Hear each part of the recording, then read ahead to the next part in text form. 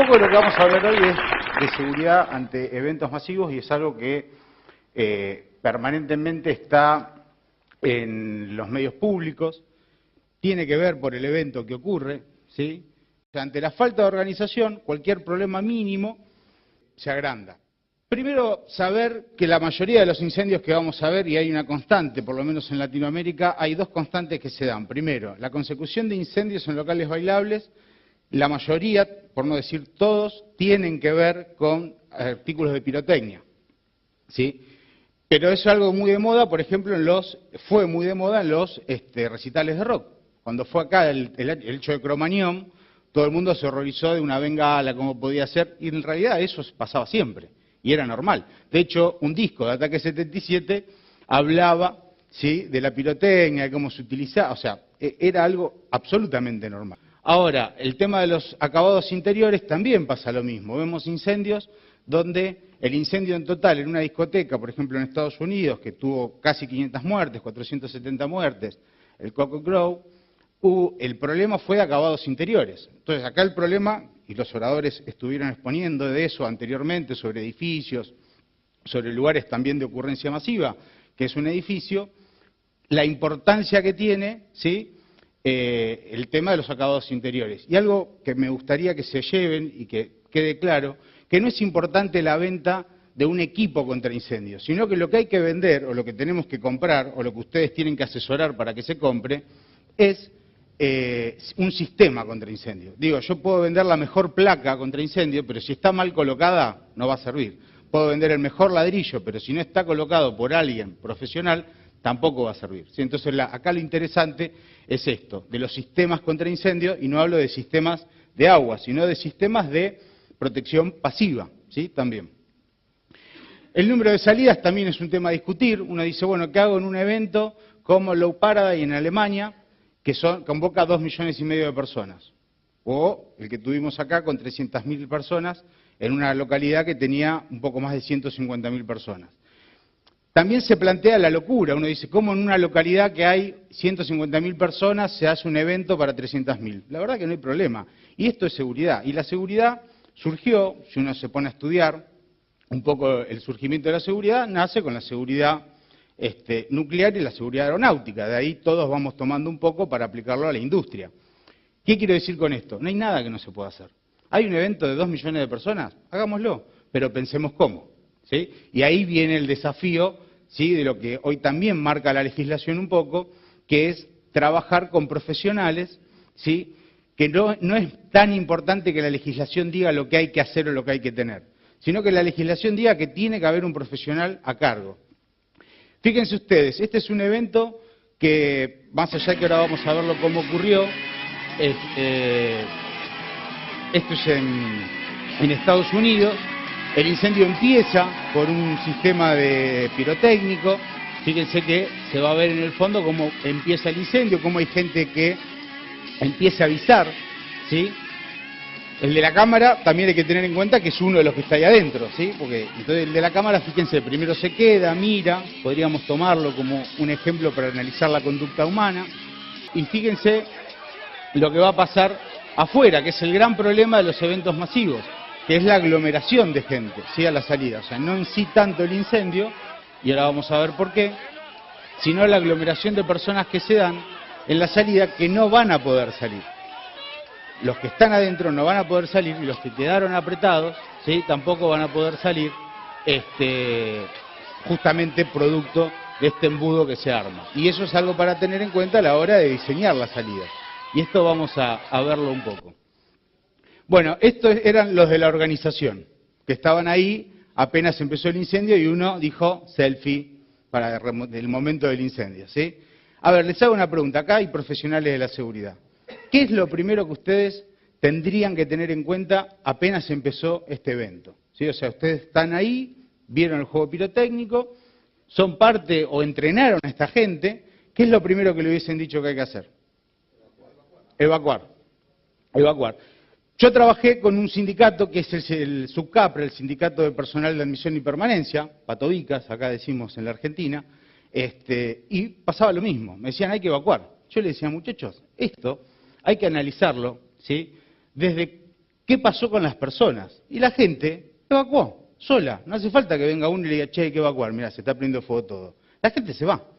Lo que hay que entrenar a la gente, y este es un mensaje que me importa que se lleven para también volcar al personal, es primero analizar la realidad. Muchas veces pasa que los planes de evacuación son estáticos. Yo soy bombero, nunca vi un incendio igual. Entonces el plan de evacuación tiene que considerar eso, que a veces hay que evacuar y a veces no. Pero en este video lo más importante era apagar el incendio.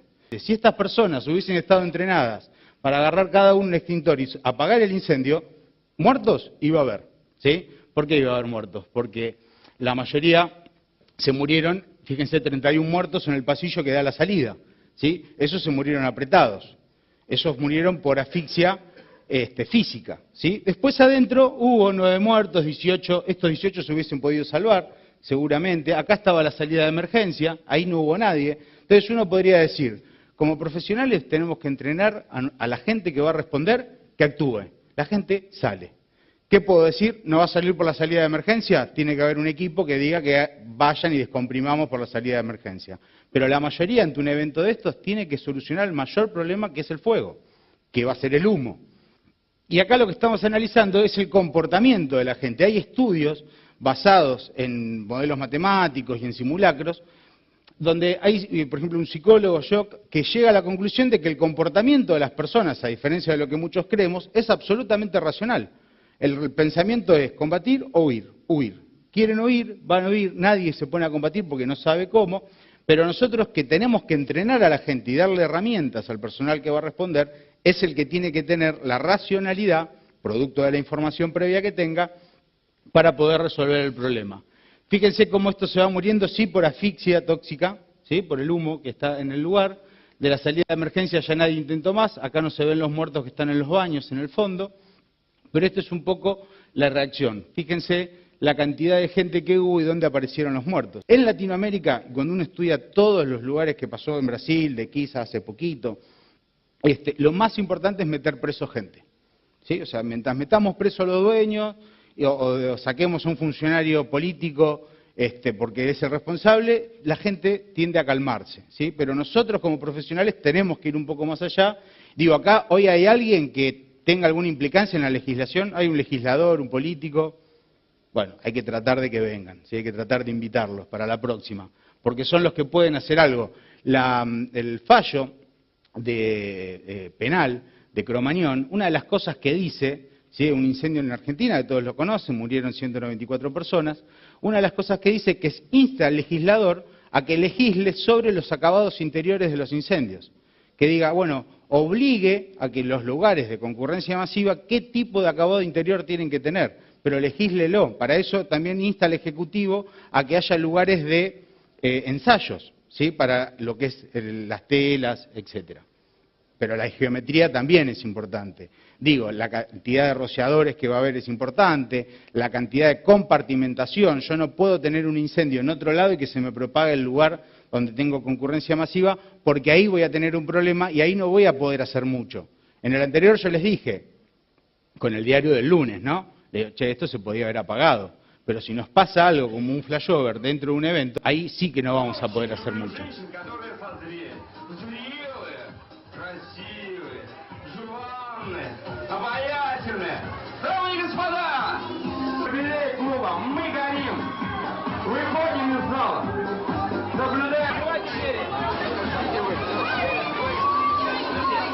Mismo evento donde la salida de emergencia se hace a través de un pasillo. No están abiertas, no tienen el ancho suficiente. Acá lo más importante es el ancho y que las salidas estén separadas, ¿sí? Ante lugares cerrados, ¿no? Después vamos a hablar un poco de lugares abiertos. Fíjense que todavía la gente, el humo no llegó, o sea que podría estar menos desesperada. Ahora sí el humo empieza a tapar y esto es lo que se ve dentro de un incendio, ¿no? Nada. Entonces, también podríamos decir, bueno, es importante los sistemas de extracción eólicos que van a tener un lugar, que uno por lo general lo analiza en función de la temperatura del lugar que va a tener para la ponderación media de temperatura dentro de un lugar, que se hace un cálculo de ingeniería. Bueno, también sirve para sacar el humo, ¿sí? Ante estos eventos. ¿Por qué digo, como dije anteriormente, lo importante ahí era apagar el incendio, y ibas a tener un par de muertos, por más que apagues el incendio. ¿Por qué? Por la aglomeración de personas. Este es un evento que pasó en México, donde hubo 12 muertos, y la policía fue a hacer un operativo policial porque el lugar estaba sobredimensionada la cantidad de gente. Y uno de la policía que estaba ahí dijo que era fundamental contar a la gente. Y dijo, bueno, no los dejemos salir. Y los que estaban adentro querían salir. ¿Qué pasó? De vuelta, aglomeración de gente, presión física, paro cardiorrespiratorio porque no entraba el aire, y tuvieron en total 12 muertos, ¿sí? Con una ocupación de 500 personas, el lugar habilitado para 200. ¿Sí? Y acá viene el tema de los eventos masivos, donde se conjugan un montón de factores. No es un problema del de defensa civil, si se hace un evento a nivel local, no es un problema del comisario, no es un problema del jefe de seguridad o del jefe de seguridad física, security, y no es un problema del jefe de seguridad e higiene, safety. Es un problema combinado. ¿Por qué? Porque lo que tenemos que tener es un sistema de gestión de emergencia. Y un sistema de gestión de emergencia involucra a todos los actores, ¿sí? Y es lo que nosotros tenemos que tener en cuenta ante estos tipos de eventos. También cuando vamos a controlar, el control de los inspectores se tiene que hacer dentro de las instalaciones. Corroborar si las salidas abren, si están habilitadas, ¿sí? Pero también se tiene que hacer externamente. ¿Qué es lo que pasa afuera? Esto es acá. Un lugar acá nomás, acá al lado, donde estaban las salidas de emergencia correctamente ubicadas, pero no estaban señalizadas del lado exterior. Venían los coches, estacionaban, si a alguien se le ocurría salir por esa salida, se iba a encontrar con un muy lindo Bora, ¿sí? Que aparte lo iban a romper. Entonces, acá vemos también como muchas veces se hace desde el Estado la promulgación de más información, ¿sí? O de transmitir información para evitar los riesgos. Uno podría decir, no mucha gente se da cuenta, porque aparte, una de las cosas que ocurren en los eventos es que la gente tiene particularidades. El evento masivo tiene una particularidad según lo que se vaya a hacer. Digo, si es un evento que convoca 300 personas de música clásica, es una cosa. Si es un evento que convoca 300 personas de rock, es otra cosa. La respuesta médica es otra cosa, la preparación es otra cosa, ¿sí? ¿Por qué? Porque la particularidad hace a la emergencia, y esto no es más que seguridad. Cuando uno va a una empresa no va a hacer seguridad lo mismo en una industria química que en una ferretería, tiene diferentes riesgos. Por eso la importancia, no tanto de la legislación, sino de trabajar con profesionales que analicen riesgos y que esos riesgos puedan extrapolarlos a un sistema de gestión de riesgos. ¿Sí? Porque la legislación no va a reducir los riesgos, ¿sí? Sino que va a dar un estándar. Entonces es importante esto de incorporar, como hablaba anteriormente recién mi colega, profesionales, por ejemplo, en las horas de construcción que al diseñar un edificio estén involucrados. Bueno, esto pasa exactamente lo mismo. Un evento que yo les mencioné anteriormente, el Low Paradise en Alemania, tuvo 21 muertos. ¿Sí? ¿Por qué? Por una estampida, con una convocación de 2,5 millones de personas. Se hacía todos los años, a partir del 2000, a partir del 2010 se dejó de hacer en Alemania, producto de ese accidente. Ahora, si uno ve la reacción de las autoridades, ¿sí? Por ejemplo, el festival no se terminó, no se paró, y está muy bien que así sea, porque determinaron que pararlo iba a tener un montón de gente saliendo por el lugar por donde se había desencadenado la tragedia. ¿Por qué? Porque justamente lo que tiene que haber son sistemas, ¿sí? Los bomberos mencionan muchas veces lo que es el comando de incidente, y hay festivales que por su dimensión tienen montado este sistema, con bomberos, con ambulancias, con personal médico.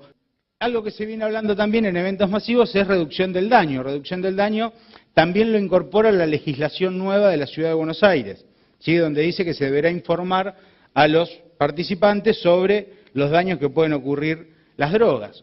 Reduzco el daño, ¿cómo? Brindando agua gratis, la legislación de la ciudad lo contempla, hago soporte vital básico, tengo personal médico conforme la cantidad de gente que tiene que haber, se calcula, por ejemplo, un médico cada 250 personas, un enfermero cada 250, depende también de qué legislación hablemos.